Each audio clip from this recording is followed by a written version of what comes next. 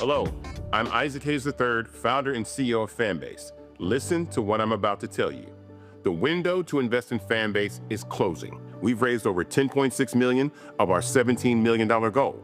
That means there's room for less than 6,370 people to invest in Fanbase for the average amount. The minimum to invest in Fanbase right now is $399. That makes you an owner in Fanbase today. Go to startengine.com/fanbase to invest. Why? Because current social apps have taken advantage of users for far too long, with content suppression, shadow banning, harmful racist content, and no real tools for monetization and equity. Fanbase has over 1.4 million users and counting, allowing anyone to reach all their following and monetize their content from day one. Social media is the new TV, and whoever owns the apps that distribute that content have the opportunity to own potential billion-dollar companies. While big platforms with uncertain futures are failing to serve their users, Fanbase is stepping up to fill the gap. Don't wait until it's too late. Invest now, invest for yourself and your future. Go to startengine.com/fanbase and own the next generation of social media.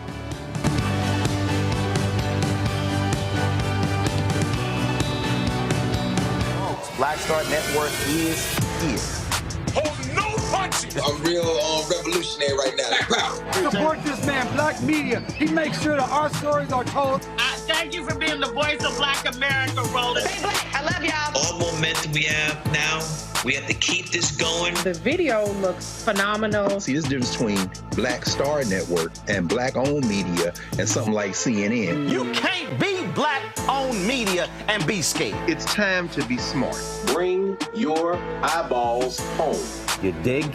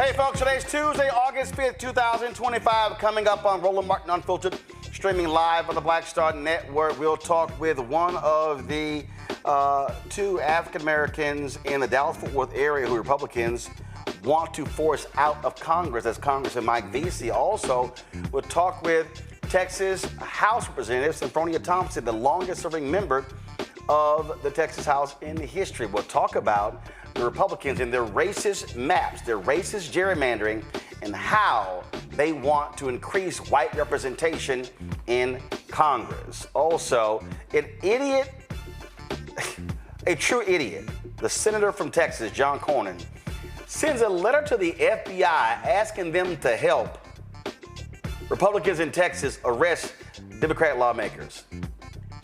They don't have jurisdiction, y'all. Oh my God, these people are stupid. Also, today is the second anniversary of the Montgomery Riverfront Brawl. That's right. Somebody call that our second Juneteenth. We'll talk with an artist who put together this great rendering in Photoshop of the Ernie Barnes, that famous photo that was in Good Times. Yeah, we're going to talk to him. Plus, in our Marketplace segment, we're going to talk with Epic Every Day, that particular company, talking about their products as well. And so lots we want to talk about, y'all. And, of course, and Donald Trump, that idiot, made an absolute racist remark on CNBC regarding Latinos. And Republicans are like, oh, well, we'll just call this Tuesday. It's time to bring the funk on Roland Martin Unfiltered. On the Black Star Network, let's go. He's got it. Whatever the biz, he's on it. Whatever it is, he's got the scoop, the fact, the find. And when it breaks, he's right on time and it's rolling. Best believe he's knowing. Putting it down from sports to news to politics. With entertainment just for kicks, he's rolling. It's on go, roll, roll, y'all. It's Roland Martin, yeah.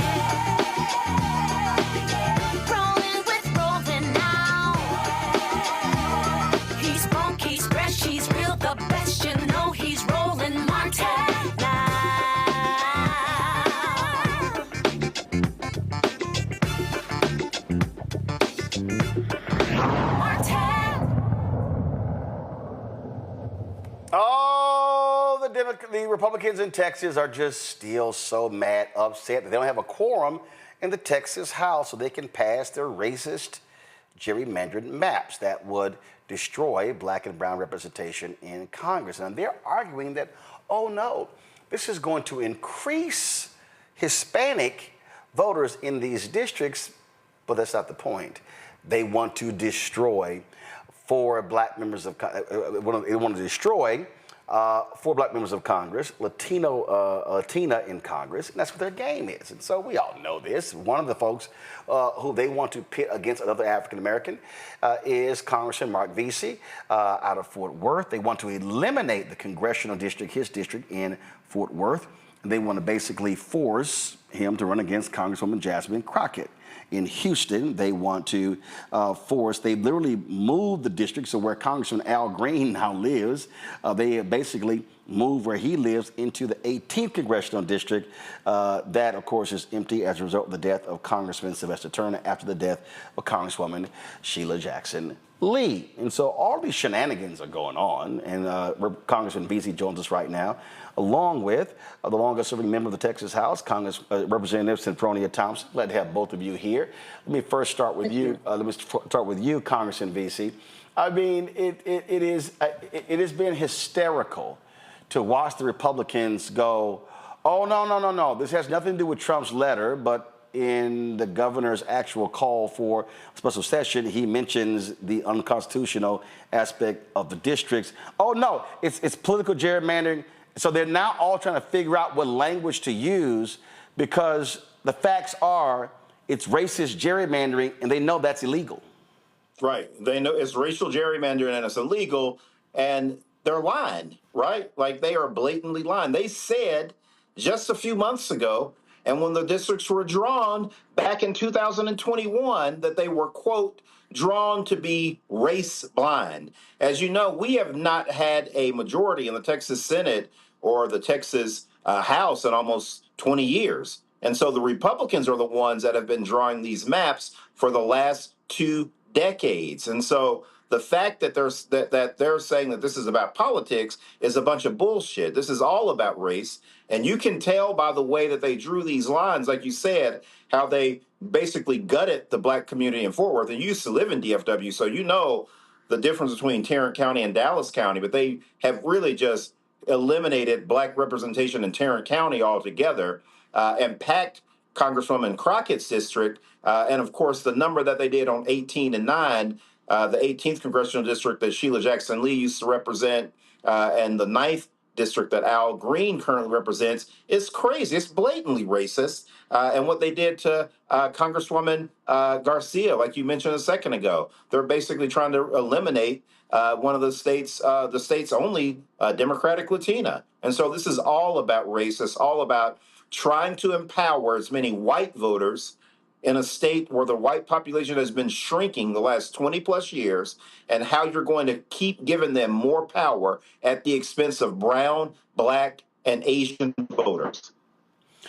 Representative Thompson, I saw one of the hearings where you said, look, I've been here a long time and I've never seen this kind of crap go on. Well, it was really shocking to see them come and redesign these districts, particularly when they said that they was drawing them race neutral. And now to see a letter come down from the United States Attorney General and says that they were discriminatory because they did use race. The Attorney General addressed that letter that was sent down on the 7th of July. And he said that, and he basically said, I'm banking my reputation on this. Those districts were not drawn with race in mind. They were drawn race neutral, racial blind. We didn't even look at race. We didn't even consider race. What we considered was political partisanship. That's what they claim that they considered. And now they want to come back and say that they are discriminatory. But what they're actually doing, and it's no secret, they're doing a very move to take black and brown power away from them. Mm-hmm. Because look at the districts that they are taking. They're taking black and brown districts. And they're making sure that they can go in and create white districts, where they said, well, you know, they have an opportunity to vote for the person of their choice. They are voting for the person of their choice right now because they feel like they have a say when they can vote for a black person that is in a predominantly black area or a brown person that's in a predominantly black area. They feel like their ideas, their wishes, their desires are being heard by those particular persons. And what they're doing is they're packing and they are using racial tactics to discriminate against the minority community. And yet, we represent the majority of the population. If you add the black, brown, and Asian together, we're about 60% or more of the population within the state of Texas. About 60-some%. And yet, they want to take 82% of the congressional districts. And we represent 60-some% of the population. Well, Representative Thompson, I've been laughing because the governor files this lawsuit and he goes to the Supreme Court of Texas. And then let me go ahead and read this here. What is at stake here? Nothing less than the future of Texas. If a small fraction of recalcitrant lawmakers choose to run out the clock today, they can do so for any and every regular or special session, potentially bankrupting the state in an attempt to get their way. That means every state budget could be held hostage until the whims of a small fraction of legislators is satisfied. It doesn't have to be that way. The rarely used writ quo warranto exists to solve rare problems such as this. Okay, Representative Thompson, here's why I think this is laughable. Well, he talks about what he's going to get the Attorney General to do, and we all know that the Attorney General's opinions are advisory. Right. He's the lawyer for the state. And he's to advise. He is to give. He serves in an advisory capacity, and in those capacities where he needs to sue. We have not done anything that would give him the right to remove us from office. The First Amendment, the Article 1 of the Constitution, gives us the right to protect and make a decision regarding our constituents, and we also have the right of free speech. And us leaving and not giving them a cord is a right of free speech. And that is a right that's supposed to be guaranteed of every citizen. And the 13th and 14th Amendment eliminated the 2/3 rule. So we have full-fledged citizenship as citizens of the United States of America and not the 2/3 rule existing anymore. In addition to that, I don't think those happen to be civil matters. And civil matters don't mean that you implement criminal tactics in order to implement a civil matter. And he'll have to go to court and go to every district that we live in to file those lawsuits. So I can just imagine how many lawsuits, if they were going to be filed, they would be filed and how long the courts are going to be tied up. But let me tell you where I really place the blame. I place the blame on Chief Justice Roberts of the United States Supreme Court. Mm-hmm. I placed it back starting in 2013 in a case called Shelby, the Shelby case, when we had pre-clearance. I placed the blame on him. That's who I blame for all of this. It falls squarely upon his shoulders because what he's doing is he's allowing everything that the Federalist Society wants him to do, the Heritage Society wants him to do. He's doing everything that they want him to do, even if it's destroying the democracy which we have known and lived under all our lives, and the creation of this democracy for people who fled from England to give the freedom that they were looking for and not the freedom of a king. He's trying to take us back. All the people, the black, the brown, and the Asian people back to those particular times. I blame him for all of this. He has empowered these people to do these things. And he has used the Supreme Court abusively rather than in a legal capacity. He's abused his power as Chief Justice of the United States Supreme Court.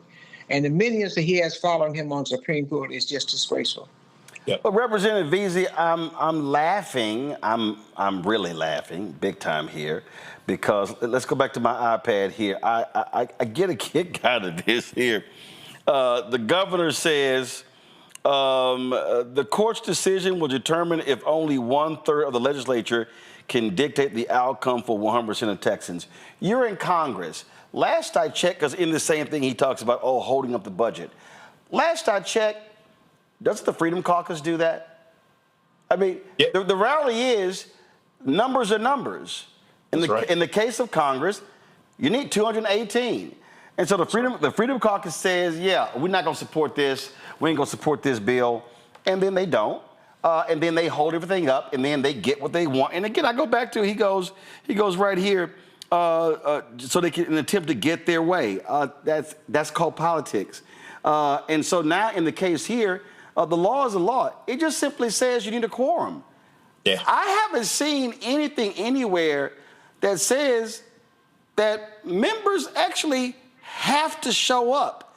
This is literally a tool that's rarely used, but it goes back to 1870 in Texas. Right. That's right.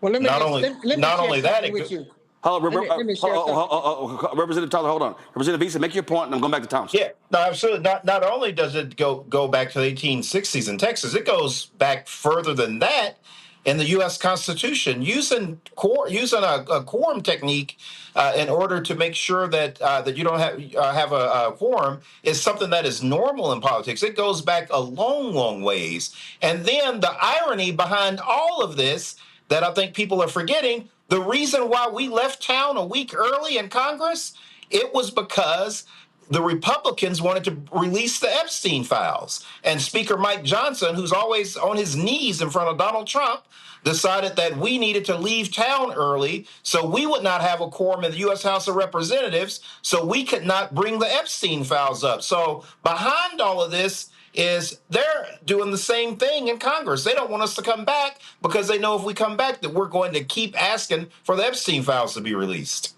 Representative Thompson, go ahead. I think he's covered what I wanted to cover. Thank you. I mean, this is just, again, and you know, all the histrionics, I'm going to have them arrested. What do y'all make of, guys, what do y'all make? What do you make of one of the two Texas senators, John Cornyn, who sends this idiotic letter?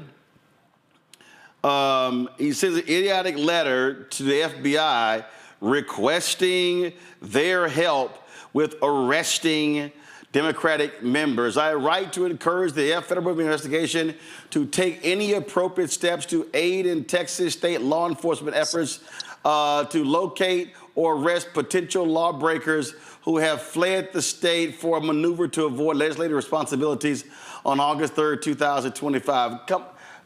Congressman, give me a break.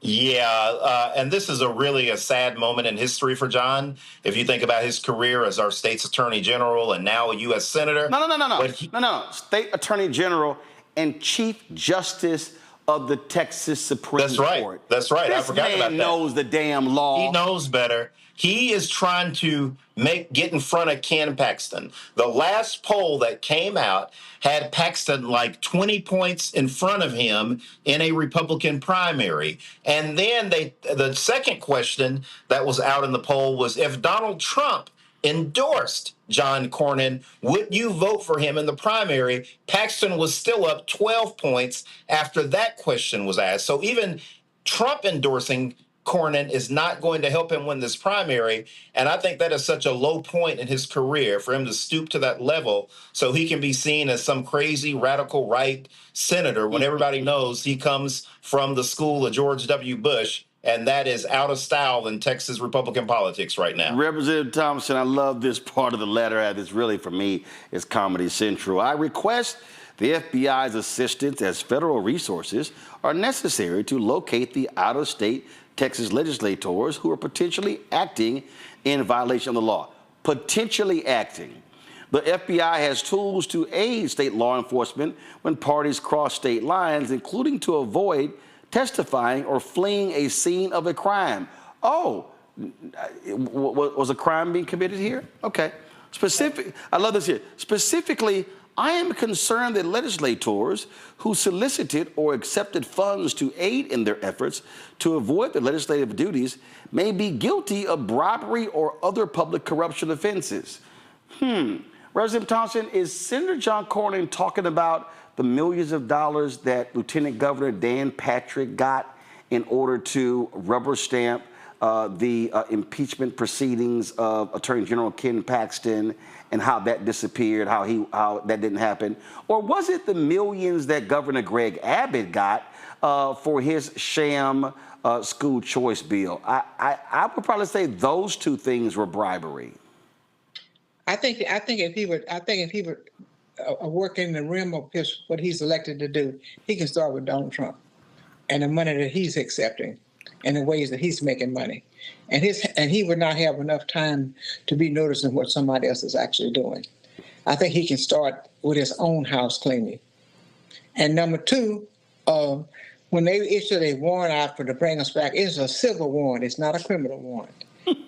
And number three, Tom DeLay tried that in 2003 when we left and went to Ardmore, Oklahoma. He wanted to send the FBI and pick us up and bring us back to Texas, and they did not get involved, and that was a Republican administration during that time as well. These are civil warrants and not criminal warrants, and they don't have to look for me. I tell them where I am, and I can send them a map and driving direction, and everything. They can locate me real well. Well, I was telling my producer, Representative Thompson, that you were running buddies with my grandmother, Imelda Lamont, so you ain't afraid of nothing. Well, I wish I had some of her boot in while we were talking.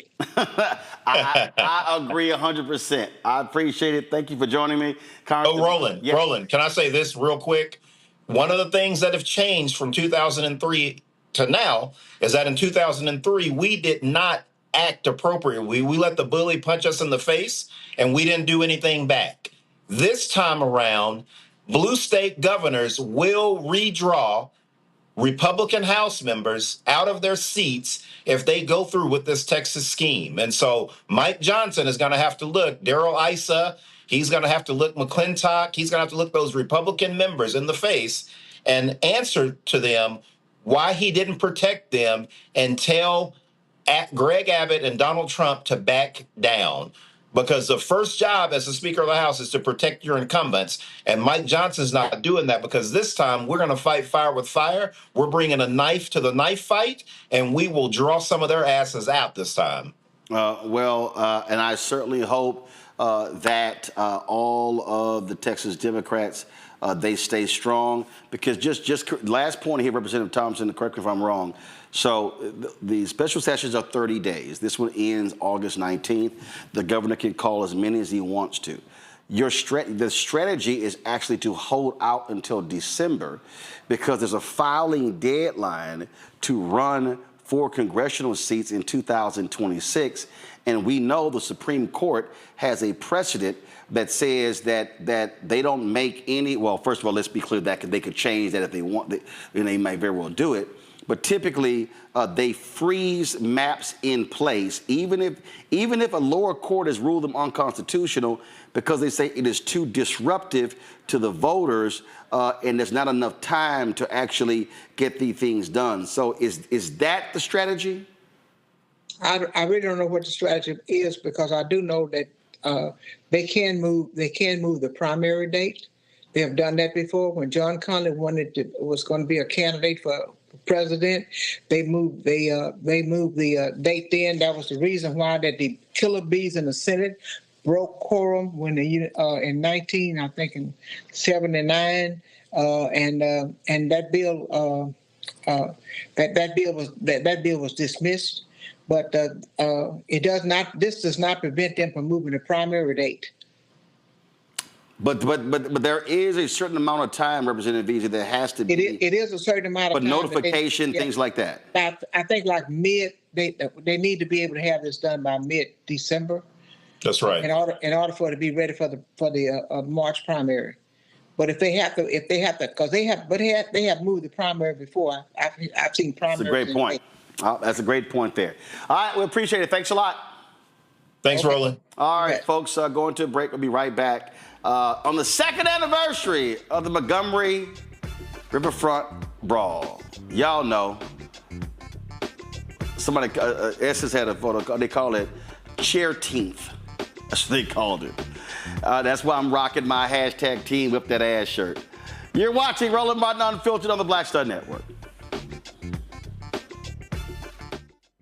Next, on the Black Table with me, Greg Carr. The United States is the most dangerous place for a woman to give birth among all industrialized nations on the planet.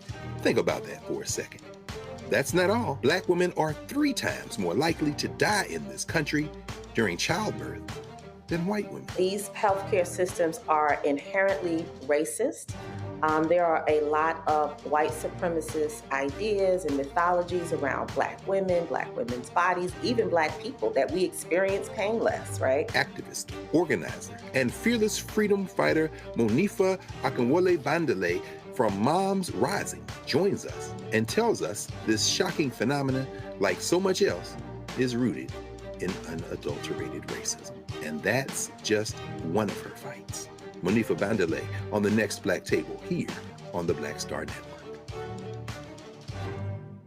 This week on the other side of change, diaspora wars. The internet has been swarmed. Who has a right to Blackness and Black culture? Who is overrepresented, underrepresented? It's too much. It's making us dizzy. We don't have to be prideful without this air of superiority, right? All stories matter within this Black sphere that we exist in. Only on the other side of change on the Black Star Network.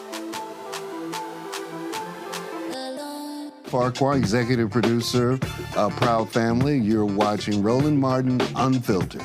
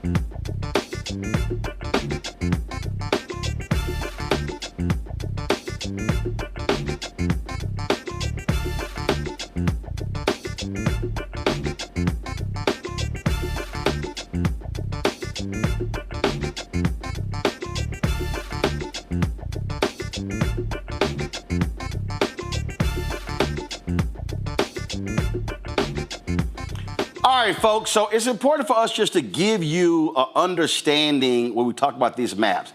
And so you're dealing with the current map right here. This is the current map. And so you see all the different districts here. So this is in Dallas-Fort Worth, okay? And so I just want you to look at what they're doing here, how they are parsing different parts of various districts. So, for instance, Congresswoman Jasmine Crockett represents the 30th Congressional District, okay? And so you see right here, this is the 30th, this is the 30th right here, okay? You see how the 30th looks. Now, all of a sudden, let's go over here. Now look how the 30th looks. You see how they put in that 33rd. You see how they grab portions of her district and how they change this. And so look over here.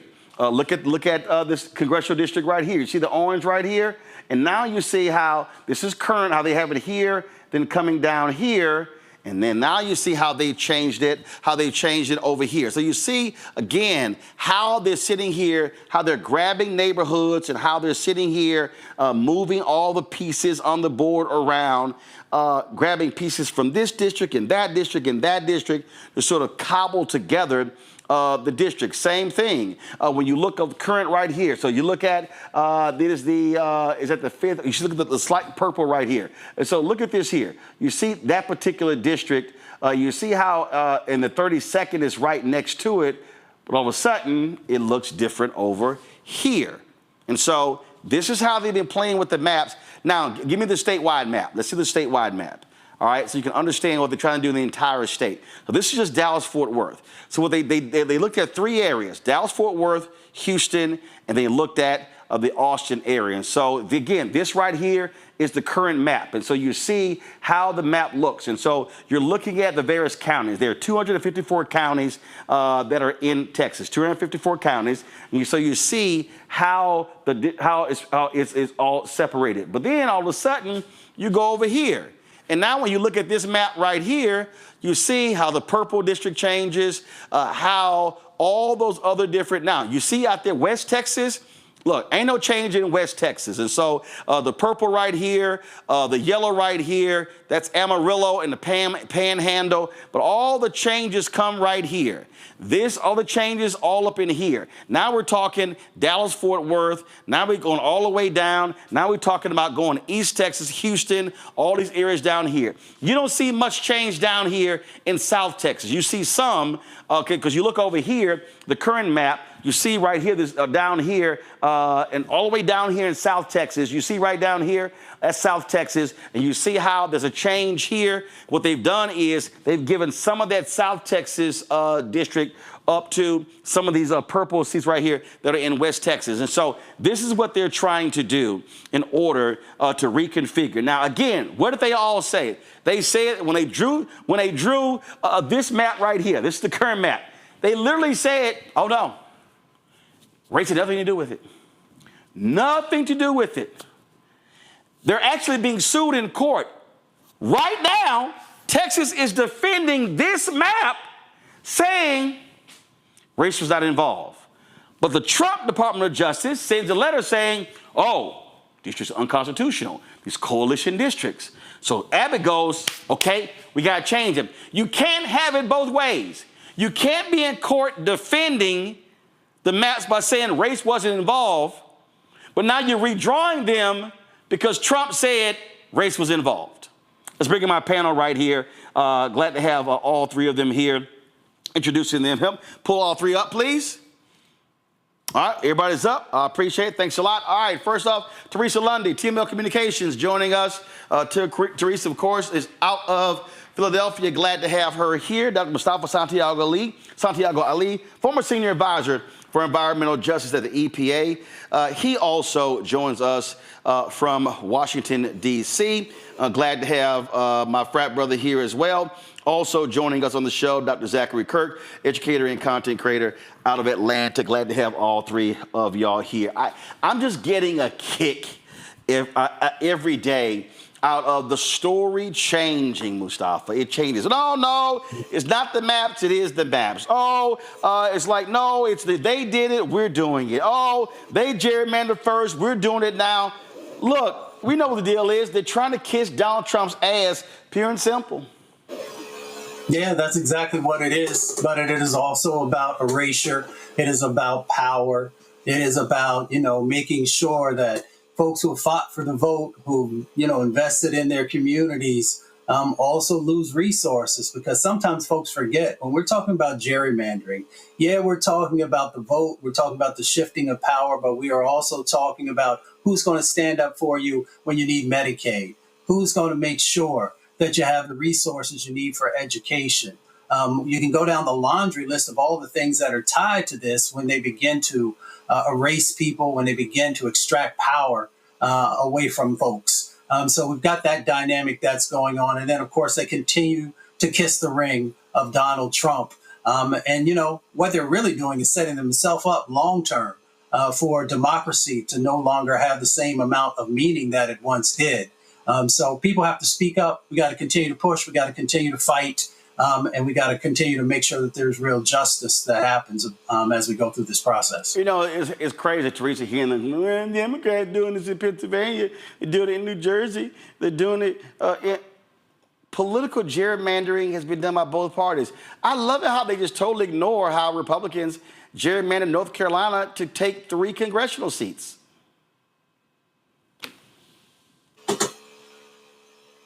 Teresa, you on mute. I'm back. Sorry about that. They absolutely tried to do it right here in the Commonwealth of Pennsylvania, and it's not new. You know, it's the playbook, and we were, as Democrats, were able to overcome through facts, through courts, and appeal. But it also took neighbors, elected officials, and those that are in those distinguished positions to ask their constituents to use their voice, you know, to take action. So I'm very excited about what we are seeing, but this is not an unusual playbook. This is very simple, Zachary. You fight fire with fire, pure and simple. And thank God we are seeing that model come to us from Texas Democrats. They are coming hard and they're doing the right thing. There are a lot of people who are upset at this move that Texas Democrats have made to pack it up and get the hell up out of Dodge. But that's what it takes if you're going to, when you're dealing with corrupt people.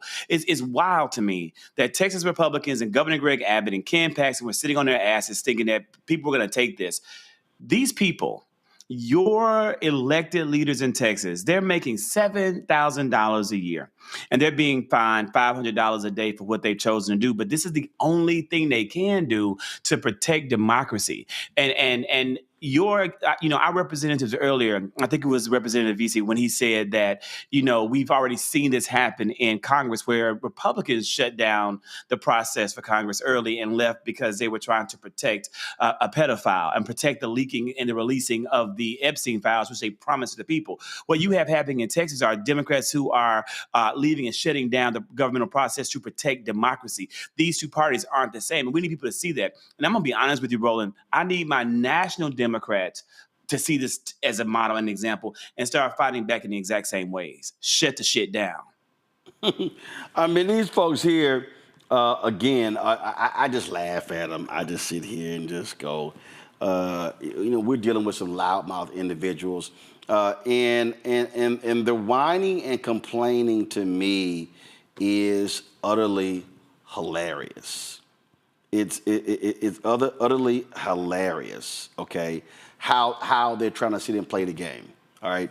And we know what's going on. And what they've done is, like, for instance, you got this right-winger, Michael Quinn Sullivan. He goes, you know what really bugs the Democrats the most about the Texas redistricting plan? 4 of the new Republican-leaning seats are majority Hispanic. Democrats won maps that suppress Hispanic voting strength in favor of white leftists. Here's why Michael Quinn Sullivan is full of shit, y'all.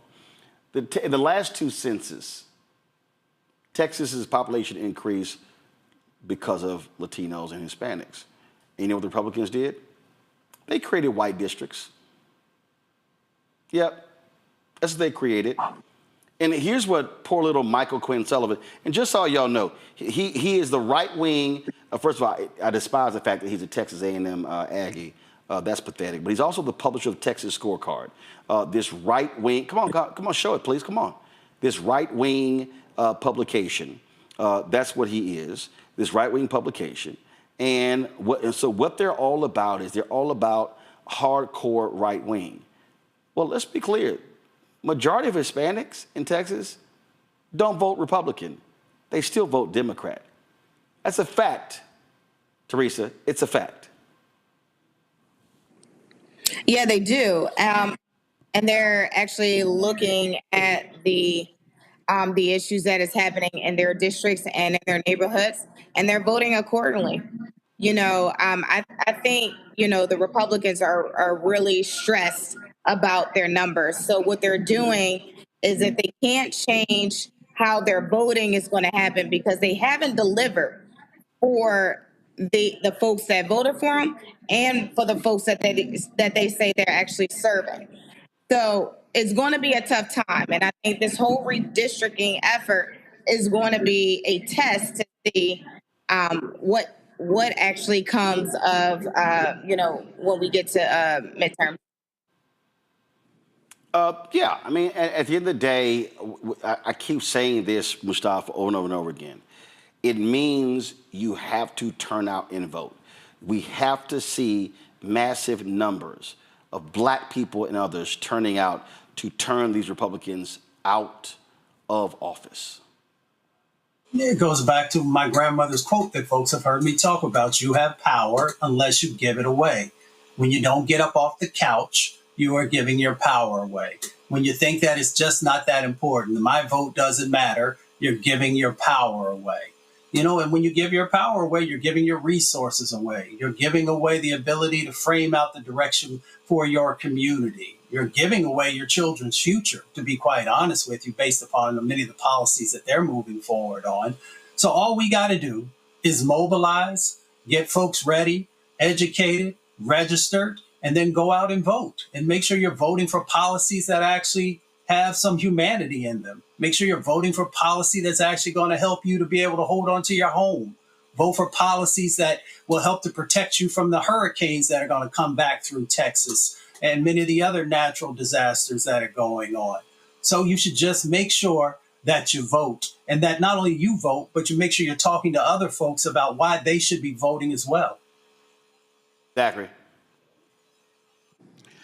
There are people who are, wondering, why Texas Democrats ended up in Chicago and ended up in New York, ended up in Boston. And they're saying things like, is it really going to make a difference? Roland, I'm going to be honest with you and your viewers, because I think it dovetails into what you just said about voting. It is possible that it is an inevitable reality that these really bad maps are going to pass, that this gerrymander and what the Republicans in this country are doing to suppress democracy will come to pass. And yeah, we can definitely blame the SCOTUS. We can definitely blame Chief Justice Roberts. They have a lot of blame in this. But we also have to blame the voters. We have to blame those who voted for this and put Donald Trump in office. We have to blame those who voted for Greg Abbott and who put him in office. But we also have to blame the 90 million eligible voters who sat down and made a choice to not vote. And we have to ensure that they know what's happening and know the consequences of their actions. The only reason this is happening is because of what voters did or did not do. And the only way to reverse course, the only hope that we have, the only chance that democracy has to continue to exist in this country is that in 2026, they get off their asses and the 90 million go and vote, and they vote overwhelmingly in favor of democracy, not necessarily the Democratic Party. That's not what I'm saying, but vote in favor of democracy, vote for America, and vote in their best interest. And here's my position. Go to my iPad. It's real simple. So let's see here. New York, there are 26 seats, 16 Democrat, 10 Republican. California, 43 Democratic seats, 9 Republican. If I'm Hochul and Newsom, I'm snatching all 19. And I'm not going to apologize 1 second. Folks, we'll be right back. Roland Martin Unfiltered on the Black Star Network. Support the work that we do. Join our Bring the Funk fan club. Your dollars make it possible for us to do the work that we do. Cash App. If you want to give me a Cash App, use the Stripe QR code. You see it right here. Click the Cash App button to contribute. Use that QR code also for credit cards. Check some money orders. Make it payable to Roland Martin Unfiltered. Mail to P.O. Box 57196, Washington, D.C. 20037-0196. PayPal is R Martin Unfiltered. Venmo is RM Unfiltered. Zelle, Roland at RolandSMartin.com. Roland at RolandMartinUnfiltered.com. We'll be right back. On the next Get Wealthy with me, Deborah Owens, America's Wealth Coach, Black Americans have 1/10 the wealth of their white counterparts. But how did we get here? It's a huge gap. Well, that's why we need to know the history and what we need to do to turn our income into wealth. Financial author and journalist Rodney Brooks joins us to tell us exactly what we need to do to achieve financial success. You can't talk about why we are, as Black people, where we are, unless you talk about how we got here. Bridging the Gap and Getting Wealthy, only on Black Star Network. This week on The Other Side of Change. Diaspora wars. The internet has been swarmed. Who has a right to blackness and black culture? Who is overrepresented, underrepresented? It's too much. It's making us dizzy. We don't have to be prideful without this air of superiority, right? All stories matter within this Black sphere that we exist in. Only on The Other Side of Change on the Black Star Network. Next on the Black Table with me, Greg Carr. The United States is the most dangerous place for a woman to give birth among all industrialized nations on the planet. Think about that for a second. That's not all. Black women are 3 times more likely to die in this country during childbirth than white women. These healthcare systems are inherently racist. There are a lot of white supremacist ideas and mythologies around black women's bodies, even black people, that we experience painless, right? Activist, organizer, and fearless freedom fighter Monifa Akinwole Bandele from Moms Rising joins us and tells us this shocking phenomenon, like so much else, is rooted in unadulterated racism. And that's just one of her fights. Monifa Bandele on the next Black Table here on the Black Star Network. Me, Sherry Shepard, and you know what you're watching, Roland Martin, Unfiltered.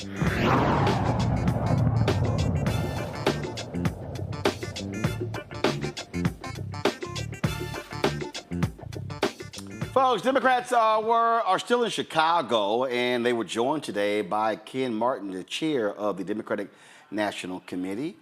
He called out the twice impeached, criminally convicted con man in chief Donald Trump for his blatant racist power grab. I want to thank Governor Pritzker, of course, Lieutenant Governor Stratton, and Chairwoman Hernandez. Most importantly, I want to thank the patriots behind me.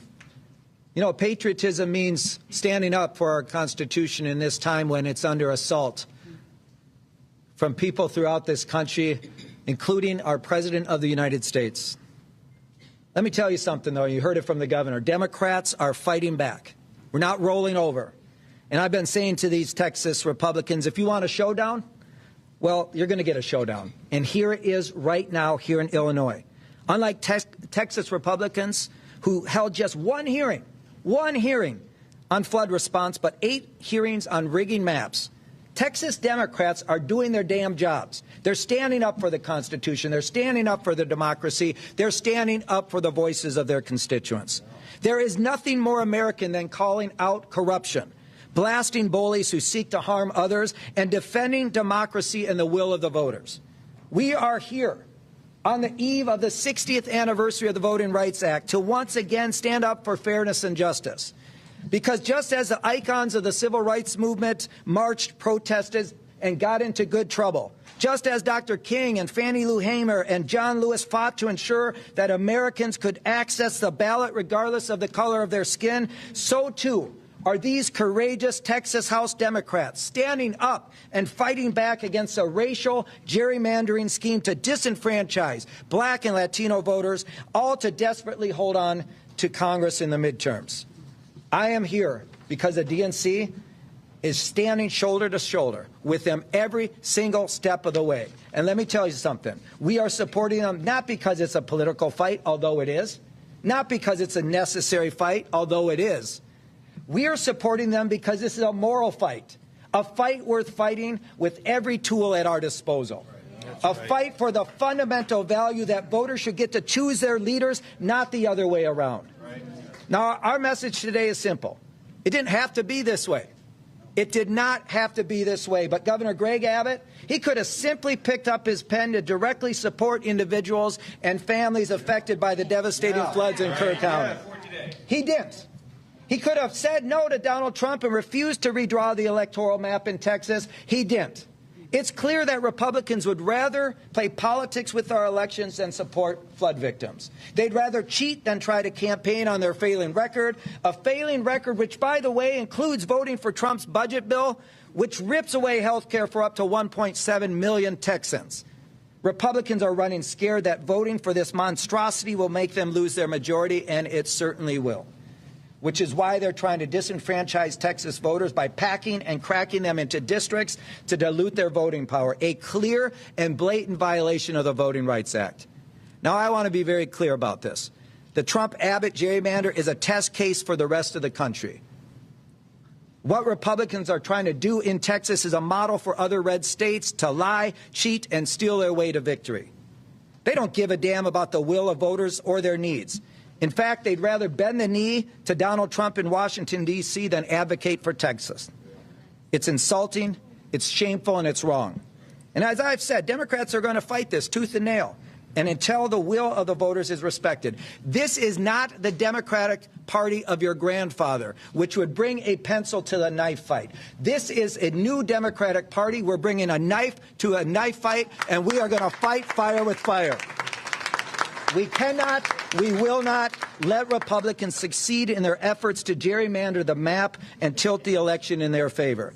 I want to thank all of those who are here in solidarity with our brothers and sisters in the Texas House Democratic Caucus who have broken quorum to prevent this illegal Republican gerrymander from going through. And with that, it is my great honor to introduce one of those brave patriots, true patriots. Here, of course, because Texas House Democrats are demonstrating what it means to fight for the preservation of our constitutional republic. Donald Trump, Governor Abbott, Texas Republicans, well, they know that they're headed toward a loss of the Congress in 2026. They're afraid, and they should be. Because when you try to tear health care away from veterans and seniors, from children and people with disabilities, when you raise tariff taxes on groceries and beer and automobiles, when you let poor and working class families go hungry, when you allow smokestack industries to pollute the air and remove safety standards from food producers, well, all so that you can give a massive tax break to Elon Musk and Jeff Bezos and Bill Ackman. Well, frankly, you'd better watch out. You're going to lose your elections. So they've decided that the only way to save themselves is to cheat, to change the rules in the middle of the game. And what do MAGA Republicans in Texas do when Donald Trump ignores, well, his oath of office and theirs, and when they're taking it upon themselves to thwart the will of the American people? Well, they say, when Donald Trump calls, they say, yes, sir, right away, sir. Happy to lick your boot, sir. When Donald Trump says jump, Greg Abbott and Ken Paxton say, how high? They don't care that they're violating the Voting Rights Act and racially gerrymandering their state. Well, they're hoping they can rob the bank and get away before anyone notices. Texas Republicans are trying to diminish the voting power of their own constituents, and in doing so, diminish the rights of Illinoisans and all Americans. Texas House Democrats are putting their lives on hold and their livelihoods at risk because they don't want to live in a country where the president rigs elections for his side. That's not democracy. That's not America. To be in public office right now is to constantly ask yourself, how do I make sure that we're standing on the right side of history? Well, there's a simple answer. The wrong side of history will always tell you to be afraid. And the right side of history will always expect you to be courageous. Texas House Democrats are leading the way in choosing courage and country over politics and party. That's what it means to fight for what's right. And I love this country, too. And I love it so much that I'm going to fight for it, too, right alongside my heroes, the Texas House Democrats. So the state of Illinois is proud to stand side by side with these brave Texas Democrats, heroes in the battle to save our democracy. You know, Zachary, what really drives these Republicans crazy is the fact that Governor J.B. Pritzker of Illinois is a billionaire. And he could fund this whole thing through December. And they're pissed off because they're usually the ones whose billionaires are funding their stuff. What say you, Elon Musk? Elon Musk is still sitting somewhere angry and upset and pouting and only giving resources when he's being threatened with the risk of deportation, okay? Because he's probably just as here without the appropriate credentials to be here. Like, that's where he is, somewhere pouting about it. Governor Pritzker is a role model, and he is doing the right work. We have a number of Democratic governors who are out there and who are talking to the game, but Pritzker is backing up the talk with some action. And that's what I'm looking for in a future leader of the party as a whole. And I also want to say a huge shout out to Chairman Ken Martin. You know, this man had a tough election to become the DNC chair. He served under Jamie Harrison, and he has had very few missteps in his current role. He's done an amazing job, from standing up to very small men with loud mouths like, what's little skinny man? David Hogg. Little Duke. Look, that was my man, David Duke. David Hogg was a mental lapse. Yeah, David Hogg, not David Duke, but David Duke Hogg. Yeah, he stood up, did the right thing, and he's doing it again. He's present, he's visible, he's on the ground. I was fortunate enough to be in New York City for a Congressional Black Caucus PAC event, and who was right there, on the main stage doing some big talk? It was Ken Martin. He's doing a great job, and I cannot not give this man credit, because that's the kind of fight we need in this war. Of course, California Governor Newsom has now also not been silent. Here's what he had to say about what these nutcases in Texas are doing. But it's done in response to the existential realities that we're now facing. Things have changed. Facts have changed. So we must change. I think it's in the spirit of, Lincoln's infamous second inaugural. We have to disenthrall ourselves so we can save this country. We've got to think anew. We've got to act anew. Things have changed. We're reacting to that change. They've triggered this response, and we're not going to roll over. And we're going to fight fire with fire. But we're going to do so not just punching with the weight of the fourth largest economy, the most populous state in our union, the size of 21 state populations combined, but we also will punch above our weight in terms of the impact of what we're doing. And I think that should be absorbed by those in the Texas delegation. Whatever they are doing will be neutered here in the state of California. And they will pay that price. And we believe public opinion is with our approach. And I appreciate the growing recognition in other states of other governors of like mind, and the people of this country recognizing what's at stake. These folks don't play by the rules. If they can't win playing the game with the existing set of rules, they'll change the rules. That's what Donald Trump has done. He's dialing for seats. Familiar, because he dialed for votes in the last election. Here's someone who tried to break this country, tried to light democracy on fire on January 6th. He recognizes he's going to lose in the midterms, and we have the opportunity to de facto end the Trump presidency in less than 18 months. That's what's at stake, and that's why we're putting a stake in the ground. We're not drawing lines to draw lines. We're holding the line on democracy, on the rule of law, co-equal branches of government, popular sovereignty. That's what this is about. Could you invite Texas Democrats? And Mustafa, that's what it is. They are scared to death they're going to lose the House next year. Yeah, that's exactly what it is. And, you have to evolve. You have to meet the moment. So I appreciate what Governor Newsom just shared and some of the other governors are considering doing, because, we see what's playing out on the ground all across this country. Anybody who's actually spending any time out there, people are suffering right now, and it's just going to get worse if we don't have some checks and balances in place. That's the reason that we have the system, that we have in this country, the three different branches of government. There's supposed to be checks and balances that are there, but that's all out of whack right now. So we've got to get back to that, because if we don't, you're not going to have a country.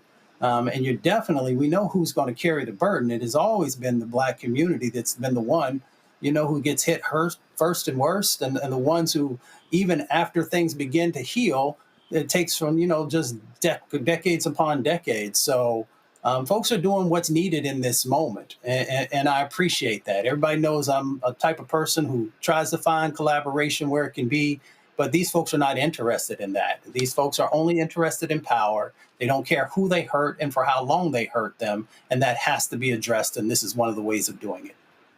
Teresa, this is why they're scared. This group right here. There are 35 vulnerable Republicans, and they are scared that they are going to lose anywhere from 10 to 20 of those seats. And they're like, hey, we got to run the numbers up because we know because of the policies, Trump is underwater in a lot of these polls. People are not happy at all. And, of course, they're pissed off. They keep lying about the Epstein stuff. And so they are trying to protect these folks. That's what this is all about. These 35 vulnerable Republicans right here. I mean, there's nothing else you can do at this point. Republicans are pulling out their chessbook, but it's not working. If the electeds were actually doing their job in the district, I guess we wouldn't be having this issue where they're now trying to figure out other ways to change the way the maps are being drawn and changing the economics in between. So, I think it's an interesting, way of how they're deciding to govern instead of just governing their district accordingly. But we see what the writing on the wall is, and it looks like Democrats are now stepping up a little bit more where people are appreciating the fight. Absolutely. All right, folks, hold tight 1 second. We come back. Woo, we all remember 2 years ago when the hat was tossed up in the air and it was on like Donkey Kong. Today is the second anniversary of the Montgomery Riverfront Brawl. We'll talk about that next right here on Roland Martin Unfiltered on the Black Star Network. So you see why I'm wearing today my hashtag team whip that ass shirt with a chair on the front. Back in a moment. Next on the Black Table with me, Greg Carr. The United States is the most dangerous place for a woman to give birth among all industrialized nations on the planet. Think about that for a second. That's not all. Black women are 3 times more likely to die in this country during childbirth than white women. These healthcare systems are inherently racist. There are a lot of white supremacist ideas and mythologies around Black women, Black women's bodies, even Black people that we experience painless, right? Activist, organizer, and fearless freedom fighter Monifa Akinwole Bandele from Moms Rising joins us and tells us this shocking phenomenon, like so much else, is rooted in unadulterated racism. And that's just one of her fights. Monifa Bandele on the next Black Table here on the Black Star Network. This week on the other side of change. Diaspora wars. The internet has been swarmed. Who has a right to Blackness and Black culture? Who is overrepresented, underrepresented? It's too much. It's making us dizzy. We don't have to be prideful without this air of superiority, right? All stories matter within this Black sphere that we exist in. Only on the other side of change on the Black Star Network.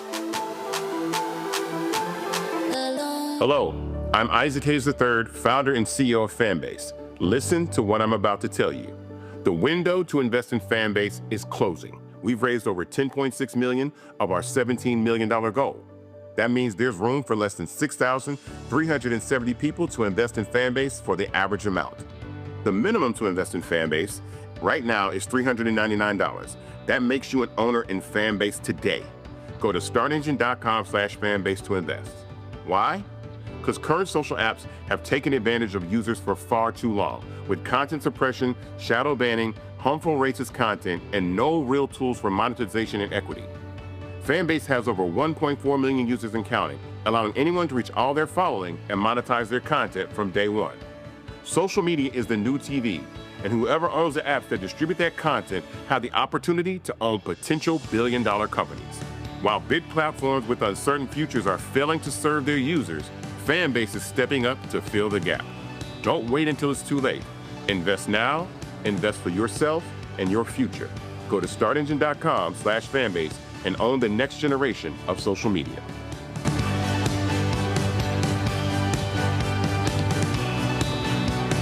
Hey, John Murray, the executive producer of the new Sherry Shepherd Talk Show. You're watching Roland Martin Unfiltered.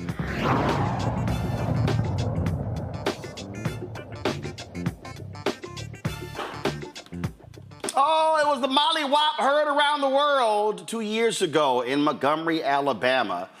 Black man trying to sit here and, dock his boat, and these white folks wouldn't move their boat. And they said, we're going to fight the brother.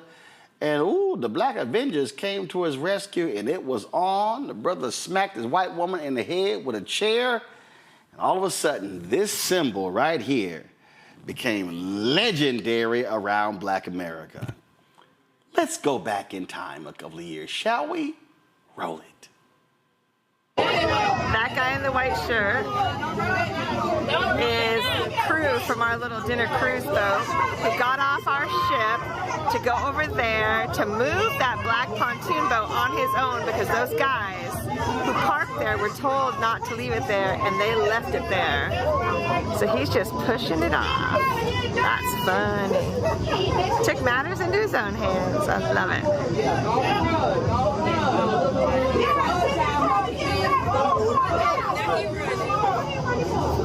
I hope the police give him a big old ticket.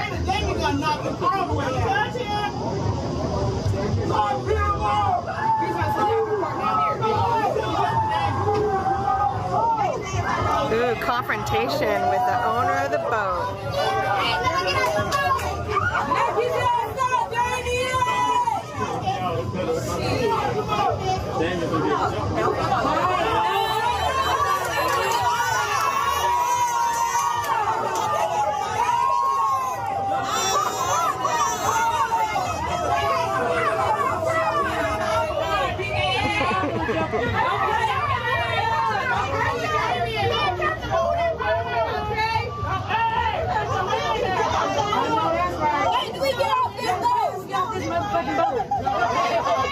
Those guys are all drunk. We all got to throw your ass in this water.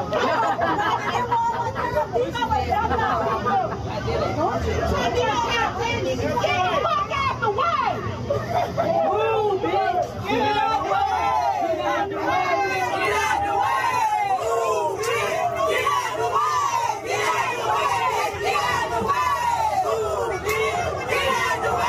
out the way! Get out the way! Move, bitch! Get out the way! Get out the way! Get out the way!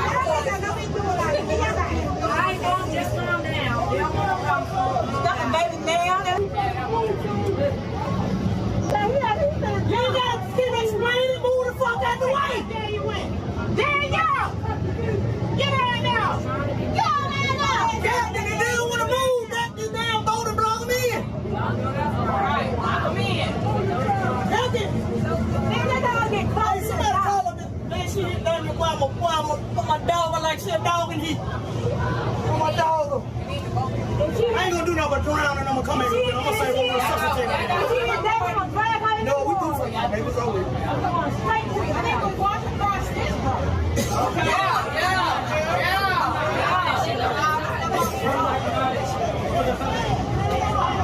gonna be part of that anyway.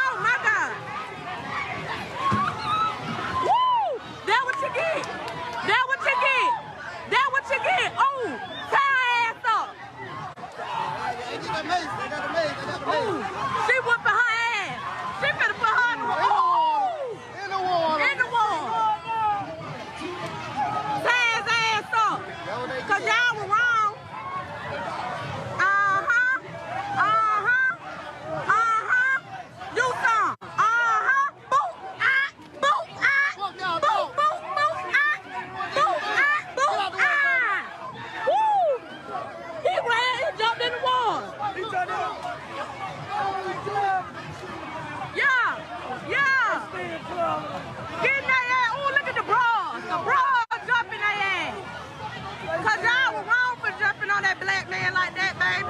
What y'all thought was going on? They put their ass in the water, y'all. Boo out! Boo out! Boo out! Boo! Fry their ass out. Baby, please. Ooh, Ashley. Boo out!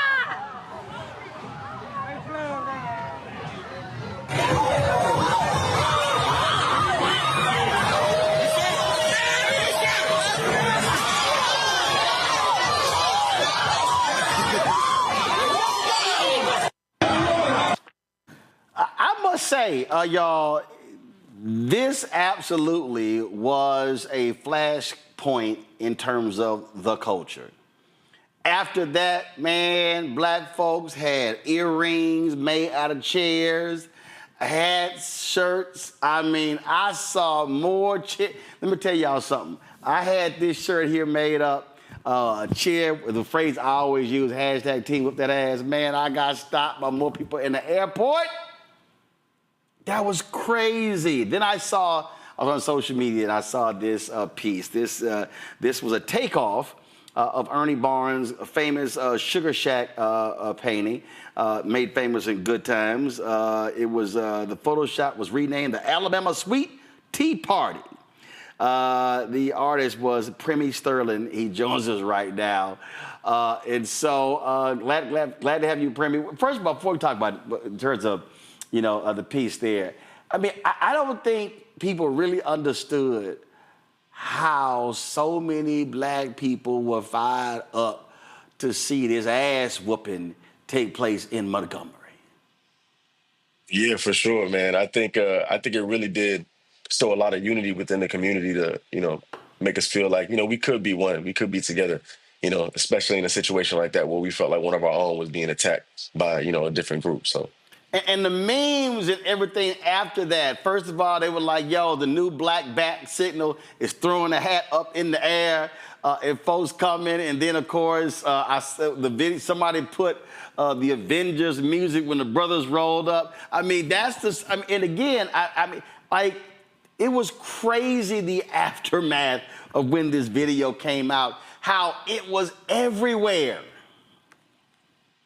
Yeah, for sure. I think the hat being thrown up had to be one of the most iconic moments. It's something that, I guess, it wasn't planned on his end, but it became something that we all know now. If somebody throws their hat in the air, it was a dramatic throwing of the hat. So it's not like he took it off and threw it down. My man took it off in this dramatic throwing of the hat. So that's also made it all the more perfect. For sure, 100%. I agree. So why did you decide to put this piece together? Grabbing, of course, the famous Sugar Shack photo and call it the Alabama Sweet Tea Party. So it all started on Twitter. A friend of mine by the name of Jadelle Dior, she's a singer. She actually posted and asked me to put the chairs in the shot. And I thought that was genius. I was like, man, that's kind of hilarious. But as I was doing it, I was like, I might as well add the rest of the elements to it. The hat being thrown in the air, as you see on the left side, the one kid with the crew shirt who swam across to, be a part of it, and adding the name to it, the Alabama Sweet Tea Montgomery Brawl. I thought that kind of fit everything. Now, of course, we know about copyrights and trademarks. Did the Ernie Barnes estate hit you up to say, bro, what you doing? No, so it's crazy. They didn't hit me up, but I hit them up. I emailed them and let them know, like, hey, listen, I did do a meme rendition of this, and a lot of people were asking me to make prints and stuff, and I just wanted to let them know, what was going on, and they asked that I did not make, any prints or sell anything. So, I made sure to, respect my elders and just respect their wishes and not do that. So and also, of course, that art piece there, I think Eddie Murphy owns it, and that piece is worth multiple millions of dollars. Absolutely, 100%. You got to respect that. I always, you got to respect the art form, especially, when it's within our own community. Yeah, I had the opportunity to interview Ernie Barnes a number of years ago at the Pan-African Film Festival. I have to find that. It's actually on videotape, mini DV tape. That's how long ago it was. For sure. And so you talk about, and so. And what's interesting is, again, how people are responding today. I posted this, and there are other people that have been posting different images, again, today, in essence, marking this day. Mm-hmm. Yeah, it's almost like a holiday now. They might as well make it a national holiday for us, like like Juneteenth or something, because we remember this day every year. We always go back to it to talk about it, and I don't think that's ever going to run out. I think this has been a legendary moment in the history of our culture, and I just don't think it's going to change. Well, I'm always reminding people that, listen, this ain't going to be the bow down, take a knee crowd.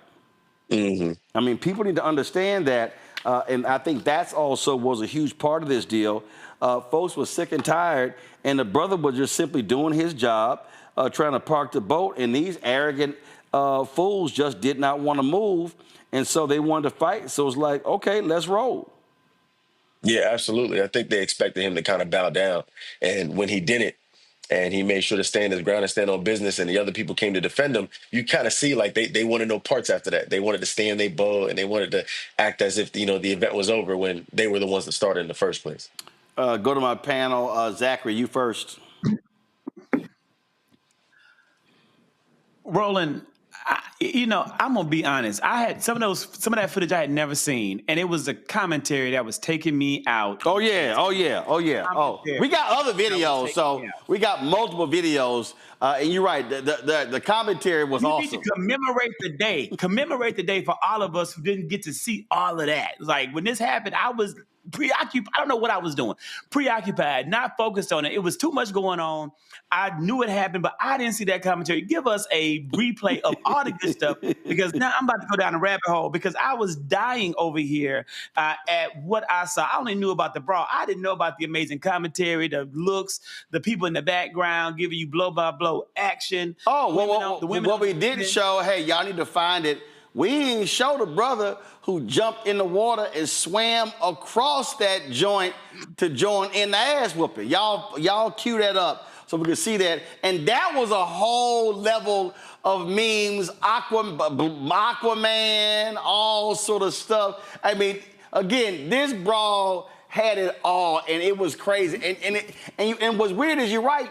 Look, earlier I was at the dentist, and the dental assistant was a student at Howard University, and my dentist didn't know. I was like, when the hell were y'all at? How y'all didn't know? I mean, matter of fact, the video we did on this show did about almost 2.5 million views on YouTube, and people were talking to me about that video like crazy. And so it was definitely, Teresa, a cultural flashpoint.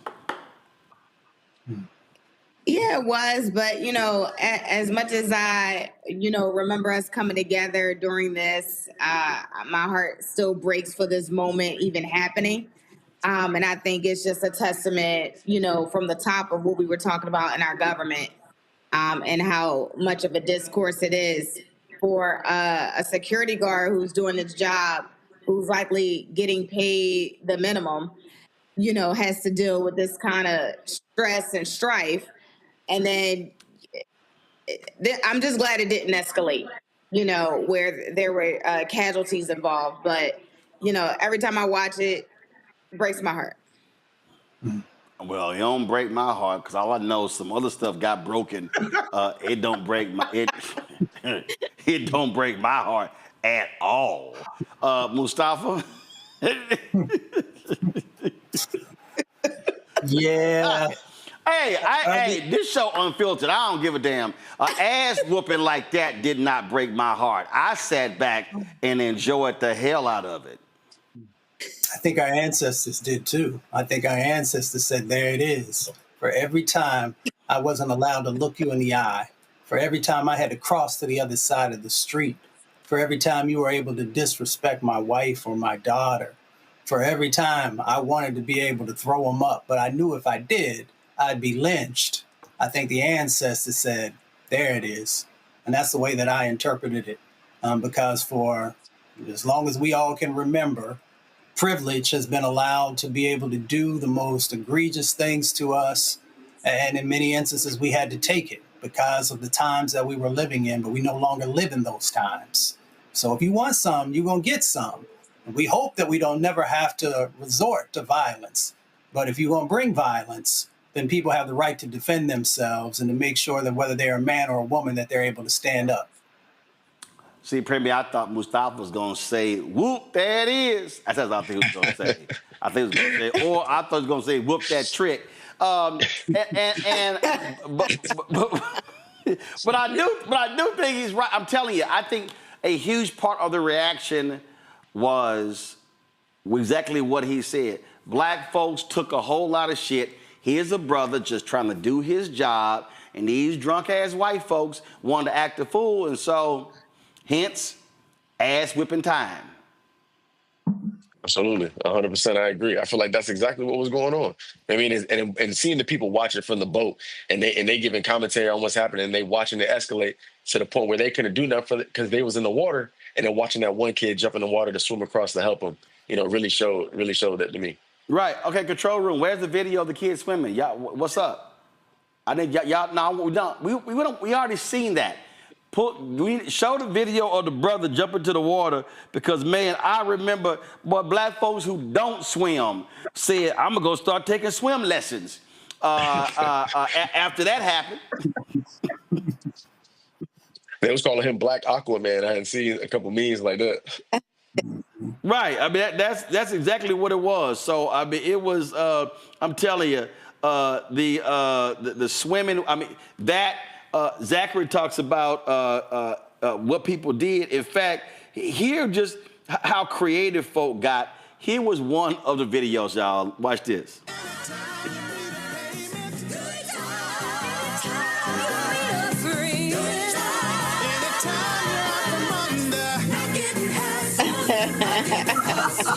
Keeping your head above water, making a way when you can.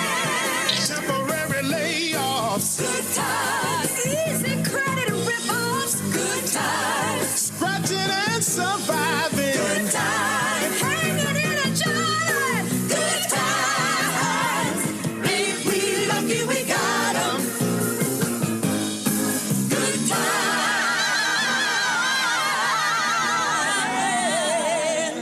And of course, Premi, your art piece is right there at the end. It's so great to be a part of this history. To be honest, I don't really know, man. This is crazy. Absolutely crazy. All right, well, Premi, man, we appreciate you joining us. I'm glad I saw it the other day. Glad you could chat with us, and we appreciate it. Thanks a lot. Thank you. I appreciate this. All right, then. I'm telling y'all, it was crazy. The videos were, the memes were insane. Okay, they were insane. And you talk about, okay, hold up. Because Zachary talked about the commentary. Hold up, Montgomery. Matter of fact, somebody had posted Montgomery Brawl commentary. And they were just sitting here. Okay, here was another one. They actually, okay, pull his audio up.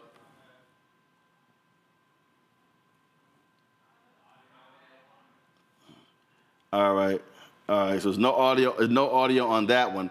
That was another angle. There was another angle of the brawl, and folks were trying to see that one.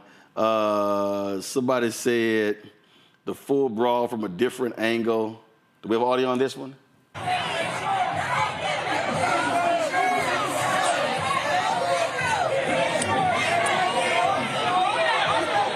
Boy, that nigga was catching their ass at first. You hitting their ass like some TV shit. I ain't lying.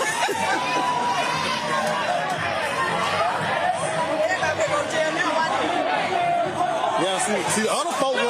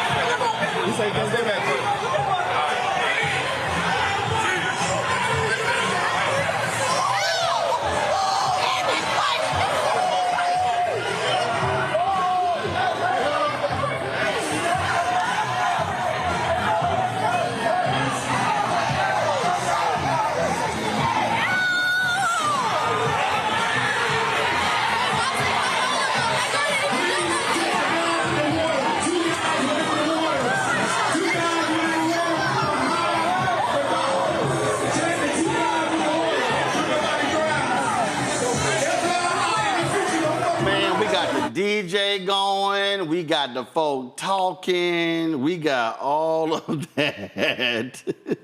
You know, and I love this here. Somebody posted this here. This is on the same day. Somebody posted that brawl out of Montgomery is wild. It's dope that all of those black folks stood 10 toes down for that black man worker getting jumped. And of course, they actually accompanied this video here. Y'all go ahead. Let me see here. Hold on. The more you okay, this famous video. As you can see, the more you fuck around, the more you're gonna find out. As you can see. Oh my God, it was crazy. Oh my, I gotta show y'all this one here. Okay, y'all. So check this out. Yeah, they squabbling out there now. Yeah. Oh, y'all, I'm telling y'all. Okay, hold up. All right, here was another one from that day. Dot, dot, and dot, dot, dot, dot, dot. He says, and dot, dot, dot, dot. Oh, it said new angle of Montgomery Brawl just came out.